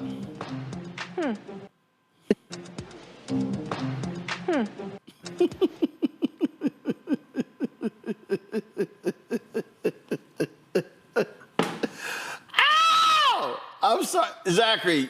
Where were you, dude? The hell were you doing? So this was 2023. I can't blame it on the election. I can't blame it on working for Kamala. So I have no clue. I remember seeing it, but there was so much happening in the world. I do not recall. Fighting for democracy, begging folks to queue up and vote for Joe Biden, a failed work that didn't happen, didn't come to fruition. So in case that won't be the story in August of 2026. This work will pay off. Then. In case anybody was wondering where the swimmer came from, here it was, y'all. He actually came off of one of the boats. Check this out, slow motion.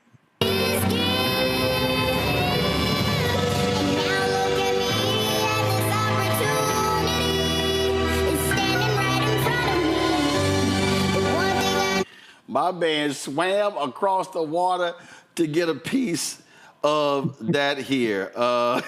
Okay, I gotta play this one here. Y'all. Somebody said, me watching all these Montgomery Brawl videos and commentary today. Boy, we had a time last night. Boy, we had a time last night. I'm just...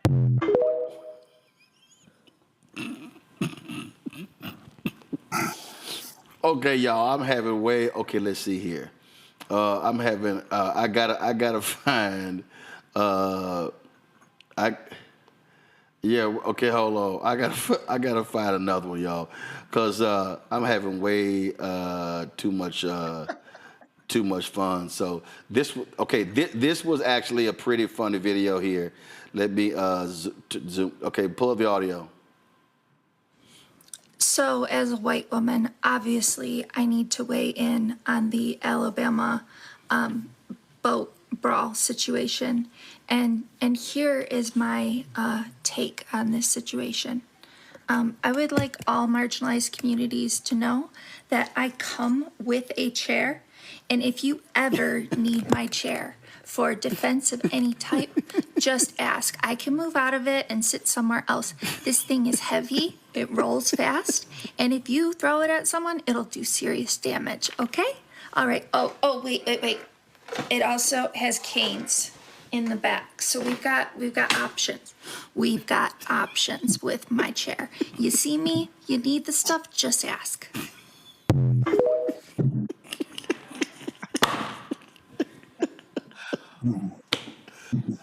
Teresa, your heart still hurt? It's broken.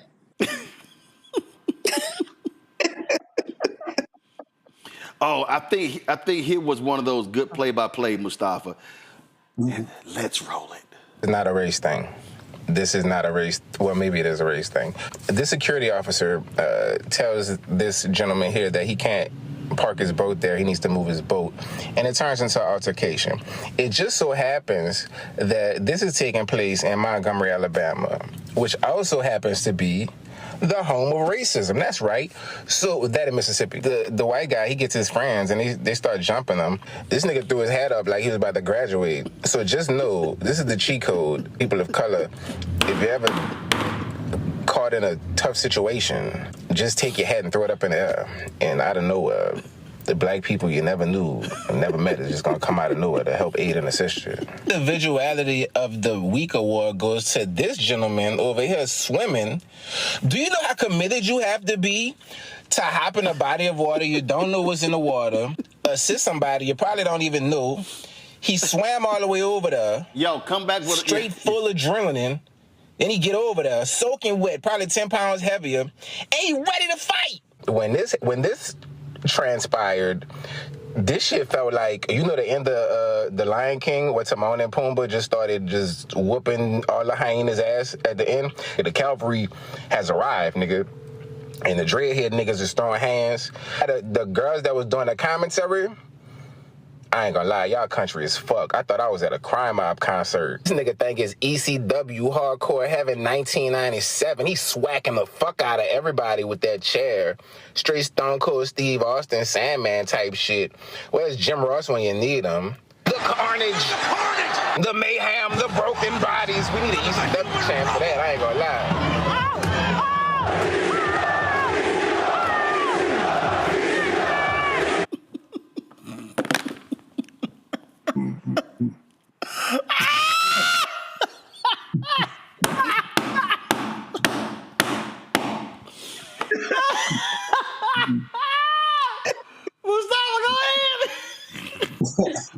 I mean, I don't know what to say, man. I feel like we done passed edibles out. No. I mean, you know what? But it's translated into black love, right? Because that was a love that we had for each other. You know, we don't know if that brother could really swim because he was dog paddling like crazy. But he said, you know what? I'm going to make sure I get to the other side. You saw brothers running down the pier, coming around the side. You probably saw people pushing that big paddle boat and saying, you better get over there quick enough because we got some things that we need to handle. So, you know, I think Teresa was also talking about, you know, in those types of moments, it would be beautiful. We can translate that to a whole bunch of different situations where we make sure that we're loving on each other and protecting each other and making sure everybody understands that you're not going to come for our community, because if you do, we're going to stand in solidarity. So, yeah, it's funny, but it is also an opportunity for us to make sure that we understand that we don't have to be separated. We don't have to take a whole bunch of mess from folks, and that we can make sure that real change happens inside of our community. Sometimes we got to do it by throwing some hands, but hopefully most of the time it is because we are using our brains and being strategic and making sure that we are utilizing our power. I got one. Just I got one more. That's why Absolutely. Hold on. I got one more. My name is Point of View, and I'm joined today with the chair from what many are calling the Montgomery Riverfront Brawl. Let's take a look.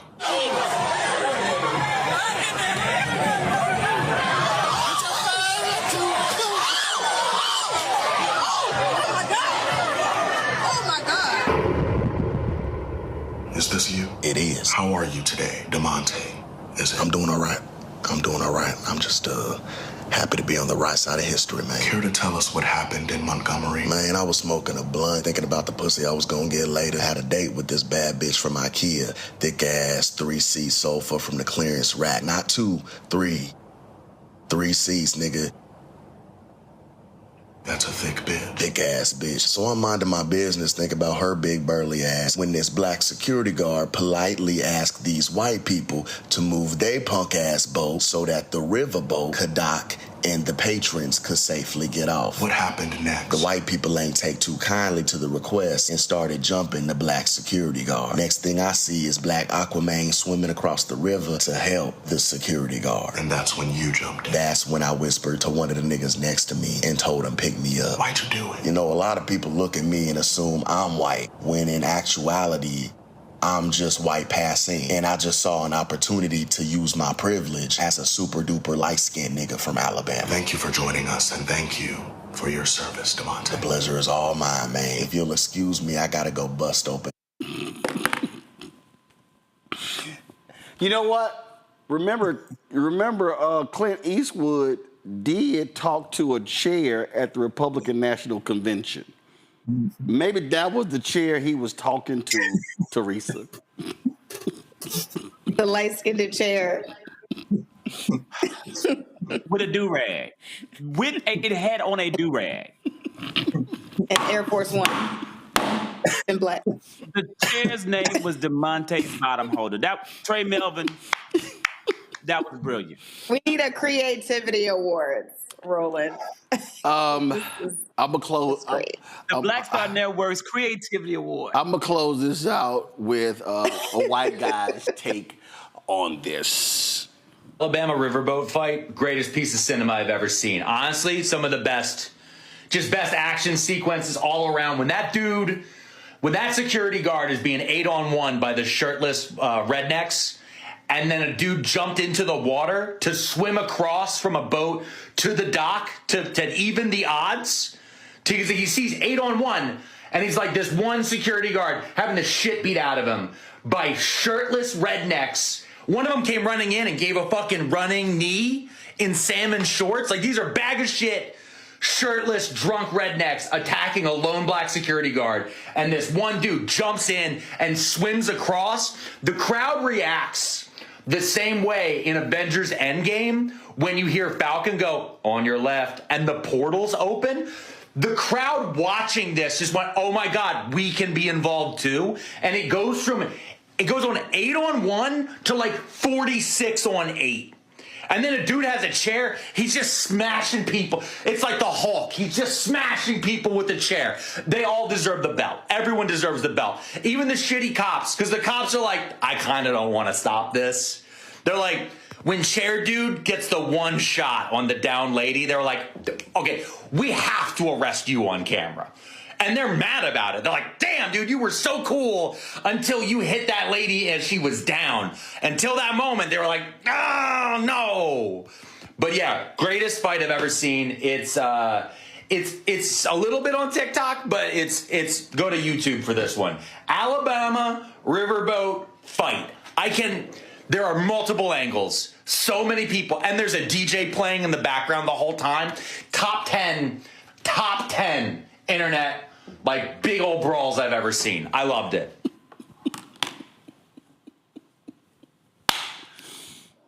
Anything else? Black Star Network hosts the Creativity Awards. Black Star Network, SmackDown 2023. Hey. When black people come together in unity, it truly is a love song in solidarity. That was just, Okay, one more. Montgomery, Alabama, boat brawl. Yes, sir.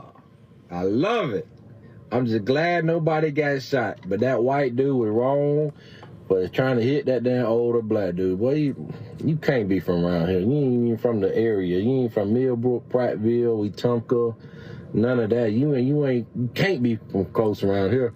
Swing on an older dude and an older black dude in Montgomery, the Gump, because you stupid as fuck. You got everything you deserve. And to all them older white folks, it was not the black folks starting this shit. That white dude started that shit, and then black folks ended that shit. Give a damn how you look at it, how mad you get. Them folks didn't start that shit. Them folks put a full-on ass whooping on them white folks. Then that dude with the steel chair, I fought with you. I know you watched wrestling growing up. And then he hit that white lady, and I heard somebody in the background, I think they said, "And that was for slavery." Yes, sir. Hey, I bet you don't go back over there doing that dumb shit. Hell to the no. You know them boys in Montgomery do not play. They do not fuck around. I'm just glad it was just a fight and it wasn't no damn shooting, because usually them young bucks over there would chop your ass down. Broad daylight. Don't give a damn who's around. You got lucky. You're supposed to be catfish bait. So y'all don't be trying to shut shit down downtown Montgomery now, cause thinking folks, man, it was the white folks. The white folks started this. The white folks did that now, and they got their ass whooped. Can't get mad about it. Hey, They started it, but goddamn black folk put an ass whooping on this motherfucker, boy. And that dude that swam that goddamn river to get over there, I think that was him in the end. That motherfucker was swinging so goddamn fast, boy. He was tattooing that motherfucker on that ground. So, ooh, that young boy, get it, young boy, get it, goddamn it. Them motherfucker will fight, boy. That shit was too funny. Don't take your ass back over there on that dumb shit, stupid ass boy.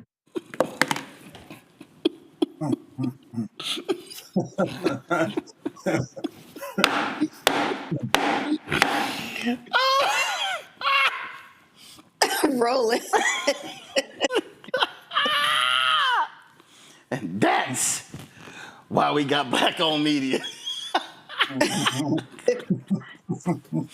Because you will not get this on MSNBC, CNN, Not at all. Fox News, ABC, NBC, CBS. You might get it on Fox News where they say it's Yes. My heart is full. Yes, I'm good. I'm sorry, Teresa, but my heart don't hurt. Ain't nothing like a good ass whooping. All right, we'll be right back. Roland Martin Unfiltered on the Black Star Network. Hashtag team whip that ass.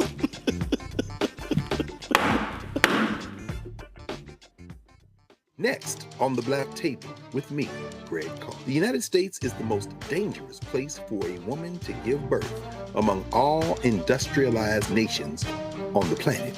Think about that for a second. That's not all. Black women are 3 times more likely to die in this country during childbirth than white women. These healthcare systems are inherently racist. There are a lot of white supremacist ideas and mythologies around black women's bodies, even black people, that we experience painless, right? Activist, organizer, and fearless freedom fighter Montgomery Brawl from Moms Rising joins us and tells us this shocking phenomenon, like so much else, is rooted in unadulterated racism. And that's just one of her fights. Montgomery Brawl on the next Black Table here on the Black Star Network. On the next Get Wealthy with me, Deborah Owens, America's Wealth Coach, Black Americans have 1/10 the wealth of their white counterparts. But how did we get here? It's a huge gap. Well, that's why we need to know the history and what we need to do to turn our income into wealth. Financial author and journalist Rodney Brooks joins us to tell us exactly what we need to do to achieve financial success. You can't talk about why we are, as Black people, where we are, unless you talk about how we got here. Bridging the Gap and Getting Wealthy, only on Black Star Network. Me, Sherry Shepard, with Sammy Roman. I'm Dr. Robin B., pharmacist and fitness coach, and you're watching Roland Martin Unfiltered.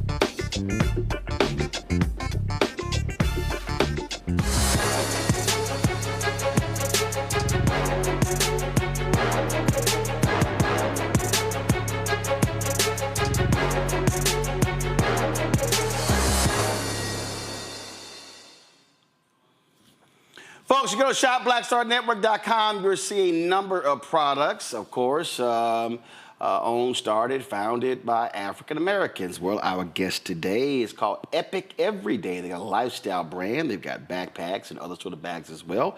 So joining us right now is Kara Johnson-Graves, CEO and co-founder. Janae Johnson-Carr, CEO, CFO and co-founder. Glad to have both of y'all here. So first and foremost, type of products that you have. What you got?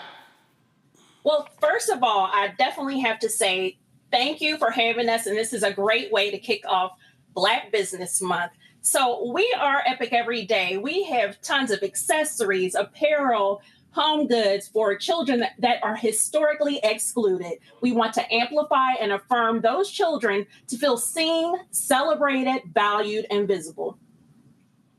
And so what are the products? So you've got lunch bags, you've got backpacks. What else do you have? We have all kinds of things. Janae, would you like to go down the list of a couple of things that we have? Sure. We have sweatshirts for the family, not just for the kiddos. We have salon capes, like you said, Roland. We have backpacks. We have lunch bags. We have small backpacks for the littles. We have chest bags. I'm sure I'm leaving off some products, but we have the plethora of everything. Why did y'all start this? What was the impetus? So what started as a way to build confidence in my nieces when Janae and her family were living in Scotland has turned into a global brand for us. So we really just started it for them to feel seen, like I said, valued and visible, and really to take to school, travel. They travel a lot. They're little mini jet setters. And that's how it initially started. But Janae can always tell the story as they travel. Janae, what do you want to say? Yes. So when my kids were little, of course, when your children are little, you want to get them something that makes them feel visible, right? You want to get them something that makes them say, oh, that looks like me. Or I can see myself in that product. And it was extremely hard for me to find anything for my girls. And so we decided to start this company. Now, neither one of us. Janae, didn't you say y'all were in Scotland? I was in Tennessee before Scotland, though. So let me be clear. I was in Tennessee when we first started discussing. I'm about to say, and then with my job, it took me to Scotland. Scotland probably got 3 more black people than Ireland. And they were the representation. They were the family. It's left now. All right, go ahead. Yeah. So I wanted them, even when they were little, and took things to school. So the first time when we had like our prototype bag, and like I said, my sister and I have STEM background, so nothing dealing with business. We kind of just started bootstrap the company from the ground up. But we happened to go to Dubai, and my daughter had on the backpack. And we were stopped at a theme park, and somebody actually got out of their taxi and said, where did you get that product? Like, I would love to get that for my child.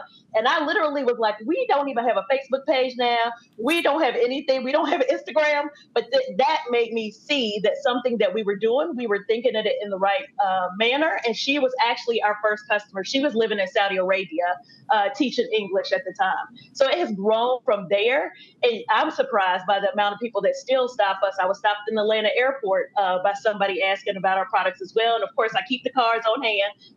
Kara, so I can pass them out because she gets on me all the time. So that's kind of how we started it. And I still think there's a huge need, even with our business, right, to continue to do things like we're doing.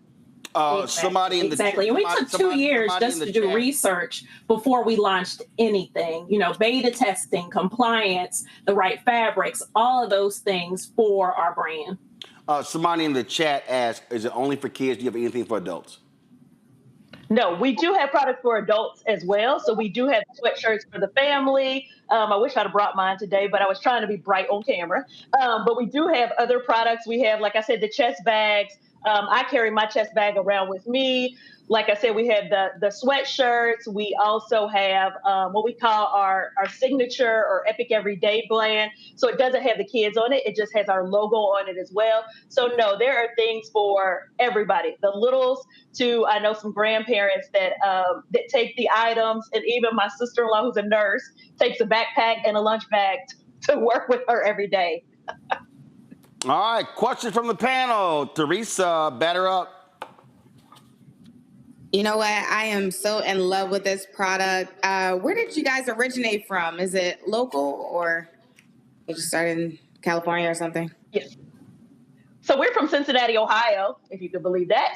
And now my sister lives in Maryland, and I'm in Indiana. So as long as we've had this product going and this company going, we've never lived in the same place. Like she said, when we really got it kicked off, I was in Scotland, she was in Maryland. So we've always lived totally far apart, which might be good. Those of you who have worked with your siblings, that might be a benefit, not sure. But we've never lived in the same area. But we are from Cincinnati, Ohio. Mustafa. Love it. My audio actually shut down. Say it again. Mustafa? Yeah. So, could you talk a little bit about how you make the decision on which products you're going to use? Do you survey folks who have bought from you? Do you engage with young people to see what they're interested in? How do you approach that? So I guess I'll talk. My sister is Silas, which she usually is not, you all. My daughter is one, we call her a mini co-founder. So she looks at the different products. She says whether she thinks kids will like it. She also brings her ideas to the table of things that she would like us to do differently. And then we do survey kids as well to see what they're interested in, because we're older, right? So we try to stay on top of things as best as we can. So you see there a tote purse. So we know a few teachers who have purchased the tote purses. We've also talked to doctors and said, what would you guys like to see? So we started scrubs as well for those doctors' offices that have predominantly African-American kids that come through. And so, oh, that's my baby right there, the oldest. And so that's kind of, we use our mini co-founders and then also survey other kids to see what they want. Because you know these kids nowadays, they change like the wind, right? So we want to stay on top of what they would like to see. And my audio changed. So Janae, if you could just repeat the question for me, I'd be happy to answer.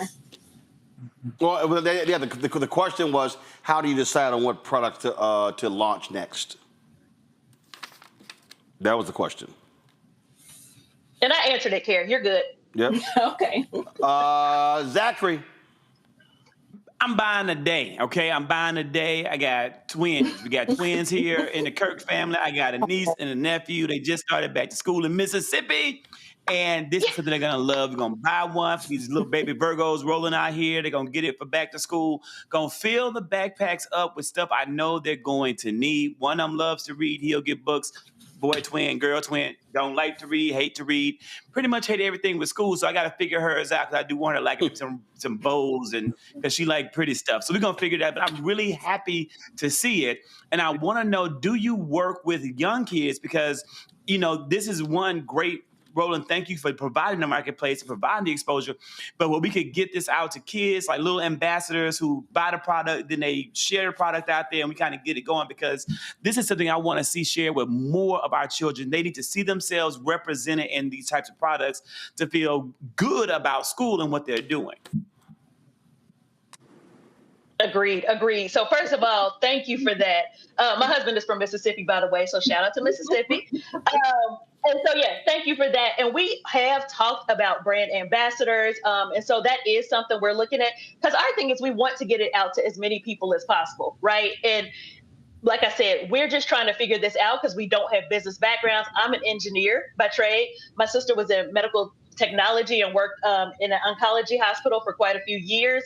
And so we don't have the background. So we are always ears to the ground, seeing what will help us get our word out there. Yep, listening to customers to make sure that what they see is what we have for them. So a lot of our products actually were taken from ideas from, you know, influencers, from parents, especially. We always, you know, every stitch is created with love for our community to make those connections. All right. You made me think of something. Yep, we had the kids were talking about washing their hair, and I think the gentleman that just asked the question, he has a girl, so you know how that can be painful sometimes on wash day with little girls. And so we do have the hooded towels that we started using as well, and things like that. So we got that because kids were saying, oh, we want something when we go, wash our hair, we want something. And so we came up with a product like that as well. As well as the salon capes. That was just an add-on for that worry-free wash day to make sure that they feel, you know, seen and celebrated. So the characters too are something that Janae's girls, when they were little, would point to different characters and say, I think I want this hairstyle this time, or this hairstyle. So it's a community. It's building self-love on every single stitch. All right, then. Again, folks, go to shopblackstarnetwork.com. If you go to the website, you're going to see this here. And then you just simply scroll down, and you see Epic Every Day. You click right there. And then there are 4 of their products here.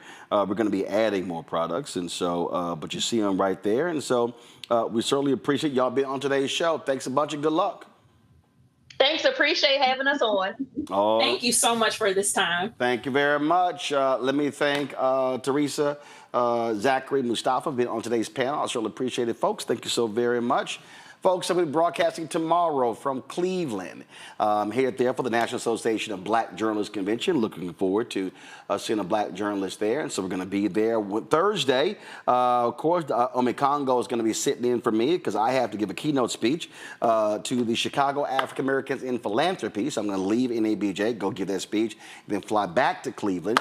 And so look forward to that. And so, folks, we appreciate that. Hey, if y'all want to support the work that we do, don't forget, join our Bring the Funk fan club. Our goal is very simple, to get 20,000 of our fans contributing on average $50 each a year. That's $4.19 a month, 13 cents a day, goes to support this show and all the shows on the Black Star Network, plus the shows we're looking to launch as well. And so we want you to do that. And so if you want to participate, if you can't give $50, we understand. Give less. We appreciate every dollar. You can give more. That's awesome as well. Use the Stripe QR code. You see it right here, the QR code right here on the screen. Click the Cash App button to contribute. Also, you can use that QR code for credit cards as well. Checks and money order. Make it payable to Roland Martin Unfiltered. P.O. Box 57196, Washington, D.C. 20037-0196. PayPal is R Martin Unfiltered. Venmo RM Unfiltered. Zelle Roland at RolandSMartin.com.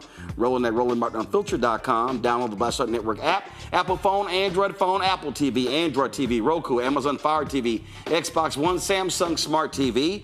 Be sure to, of course, get my book, White Fear, How the Browning of America is Making White Folks Lose Their Minds. Available bookstores nationwide. Get the audio version I read on Audible. Also, of course, if you want to get our gear, that's right, Roland Martin Unfiltered gear. All you got to do is go to shopblackstarnetwork.com. You see our different shirts right there. You go to the website. I'll show you right here. Come to my iPad, folks. So one second. Don't come to me yet. Here we go. So if you want to come to, so come right here. So if you go to our website, and then if you just simply click Shop the Unfiltered Collection, that's the button right here. Shop the full collection. Takes you to it. You see the mugs and t-shirts and hoodies, all that good stuff, hats as well, all the different products there. And they have to add this shirt right here, the hashtag Team Whip That Ass shirt. I thought was going to be on there, so we're going to be adding that so y'all can get this as well. And so our FAFO Project 2025 shirts, you can get those in black or white. Same thing with Don't Blame Me, I Voted for the Black Woman. It's all there. And of course, if you want to check out our podcast, we do it with iHeartRadio. We're distributed on all podcasting platforms you see right there. Apple, Spotify, Amazon Music. We are everywhere. But of course, YouTube as well. You can check it out there. Plus, in our app. Don't forget, you want to download the app Fanbase. We want to support that app. Of course, black-owned app, Isaac Hayes III. And if you want to invest, they've raised $12.7 million. The goal is $17 million. The Series A fundraise. For more information, go to startengine.com/fanbase. Startengine.com/fanbase. Folks, that's it. I gotta go pack. I'll see y'all tomorrow right here. Roland Martin Unfiltered on the Black Star Network. Holla!